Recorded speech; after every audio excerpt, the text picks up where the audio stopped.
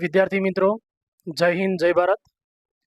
આજે આપણે ચેપ્ટર 1 ભાગીદારી વિષય પ્રવેશનો એક મહત્વનો ટોપિક ભાગીદારી કરારનામું શીખવા જઈ રહ્યા છીએ.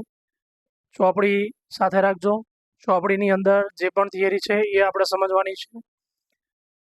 તો ચોપડીની અંદર ભાગીદારી કરારનામું નામનો ટોપિક આપેલો છે એ હવે આપણે જોઈએ. ભાગીદારી કરારથી અસ્તિત્વમાં આવે છે. ભાગીદારીના કાયદાની જોગવાઈઓની મર્યાદામાં રહીને ભાગીદારો કરાર કરે છે. ભાગીદારી પેઢી શરૂ કરતી વખતે ભાગીદારોને સર્વસંમત હોય તે પ્રકારનું ભાગીદારી કરારનામું તૈયાર કરવામાં આવે છે. ભાગીદારીનો કરાર લેખિત કે મૌખિક હોઈ શકે. ભાગીદારી અંગેના લેખિત કરાર એ ભાગીદારી કરારનામું કહેવાય છે. લેખિત કરારનામું વધુ ઇચ્છનીય છે અને હિતાવહ છે, કારણ કે ભાગીદારો વચ્ચે ભવિષ્યમાં કોઈ ગેરસમજ કે વિવાદ ઊભો થાય તો ભાગીદારી કરારમાં કરેલી જોગવાઈઓ મુજબ તેનો ઉકેલ લાવી શકાય. ભાગીદારી કરારનામું એ ભાગીદારી પેઢીનું વહીવટી બંધારણ છે, કારણ કે પેઢીના વહીવટ અંગેની જે જોગવાઈઓ છે તેનો ઉલ્લેખ તેમાં કરેલો હોય છે. ભાગીદારી કરારનામામાં સામાન્ય રીતે નીચે મુજબની વિગતોનો સમાવેશ થાય છે. એનો અભ્યાસ આપણે ફરીથી કરીશું, પરંતુ ભાગીદારી કરારનામું છે શું એ આપણે સમજવાનો અહીંયા પ્રયત્ન કરીએ. તો મોટા મોટી ખબર પડે કે ભાગીદારી કરારનામું એટલે કે એક એવો એગ્રીમેન્ટ હશે કે જે ભાગીદારોએ પેઢી કઈ રીતે ચાલશે એના નીતિ નિયમો મુજબ ચલાવવા માટે બનાવ્યો હશે. એટલે કે ભાગીદારી અંગેનો લેખિત કરાર એટલે ભાગીદારી કરારનામું,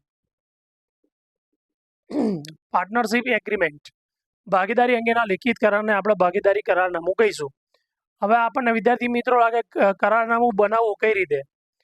તો કરારનામું બનાવવું હોય ને તો ભાગીદારી જે કાયદો છે એ કાયદાની જે જોગવાઈઓ છે એ જોગવાઈઓની મર્યાદામાં રહીને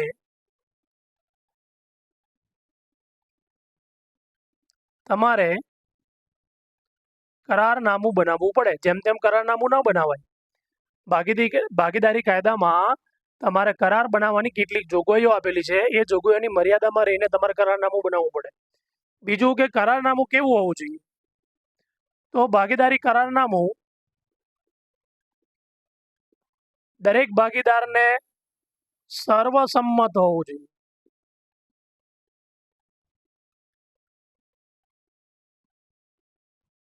એવું બનાવવું પડે. બરોબર? તો કરારનામું સર્વસંમત હોય તેવું બનાવવું પડે. ભાગીદારી કાયદાની જોગવાઈની મર્યાદામાં રહીને બનાવવું પડે. આમ ભાગીદારી અંગેનો લેખિત કરાર તમે તૈયાર કરો છો. કરારનામું બે રીતે બનાવી શકાય. કરાર બે રીતે થઈ શકે. એક લેખિત કરાર પણ કરી શકો તમે, અને બીજો મૌખિક કરાર પણ કરી શકો. પરંતુ આ બંને કરારમાંથી આજે તમારો લેખિત કરાર છે ને એ વધુ ઈચ્છનીય છે. બરોબર? લેખિત કરાર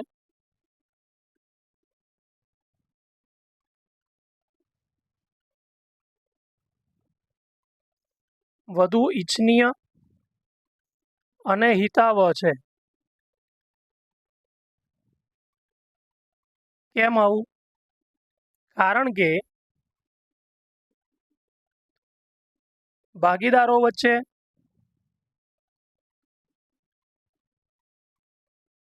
ભવિષ્યમાં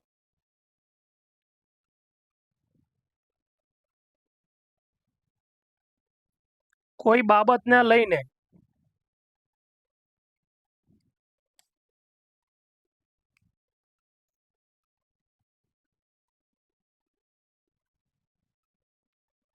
ગેરસમજ ઊભી થાય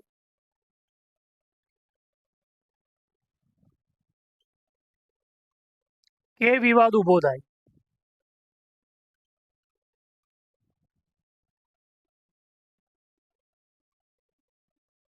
તેનો ઉકેલ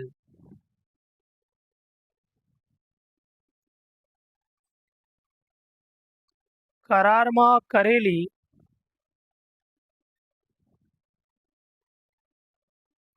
જોગવાઈઓ મુજબ લાવી શકાય. એટલા માટે તમારે ભાગીદારી કરારનામું લેખિતમાં જોઈએ. મૌખિક કરારમાં આ શક્ય નથી કે જોગવાઈઓ કઈ કઈ કરી હતી. મૌખિક કરારમાં શક્ય નથી, કારણ કે મૌખિક કરારમાં શું બદલાઈ શકે, કોક ના પણ માને કે મેં આવું નહોતું કીધું, આપણે એવી વાત જ નથી થઈ.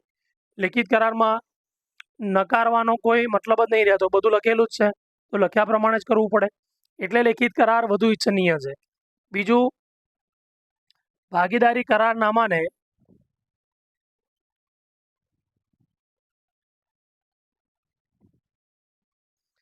પેઢીનું એટલે કે ભાગીદારી પેઢીનું વહીવટી બંધારણ પણ કહે છે. વહીવટી બંધારણ છે. બંધારણનો મતલબ શું થાય છે કે નીતિ નિયમો કઈ રીતે દેશ ચાલશે એના માટે પણ આપણે બંધારણ બનાવ્યું છે. એમ બંધારણનો મતલબ એ થાય છે કે કોઈ પણ સંસ્થા કઈ રીતે ચાલશે, કેવા પ્રસંગોમાં એને શું કરવું જોઈએ, કઈ બાબતોનું એને ધ્યાન રાખવાનું છે, કઈ બાબતોનું ધ્યાન નથી રાખવાનું, બરોબર. દરેક કાર્ય કરવા માટેની પદ્ધતિ શું છે એને બંધારણ કહેવાય. તો આ બંધારણ વહીવટ કરવાનું જે બંધારણ બનાવે છે, વહીવટની જે જોગવાઈઓ છે એ જોગવાઈઓ ભાગીદારી કરારનામામાં લખવામાં આવે છે. એટલા માટે ભાગીદારી કરારનામાને પેઢીનું વહીવટી બંધારણ કહે છે. તમને પ્રશ્ન પૂછાય છે કે ભાગીદારી કરારનામાને ભાગીદારી પેઢીનું વહીવટી બંધારણ શા માટે કહે છે, તો એમાં તમારે લખવાનું રહેશે કારણ કે ભાગીદારી કરારનામાને પેઢીનું બંધારણ કહે છે કારણ કે પેઢીના વહીવટ અંગેની જોગવાઈઓ ભાગીદારી કરારનામામાં કરવામાં આવેલી હોય છે.